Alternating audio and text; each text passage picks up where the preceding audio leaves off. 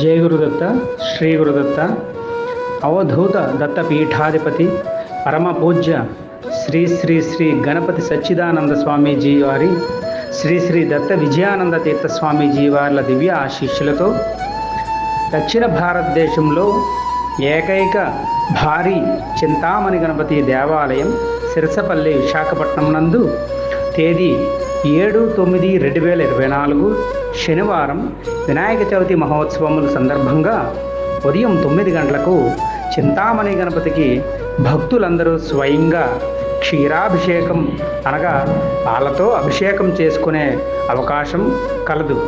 కావున భక్తులందరూ పాల్గొని స్వామివారి తీర్థప్రసాదములు స్వీకరించవలసిందిగా కోరుచున్నాము.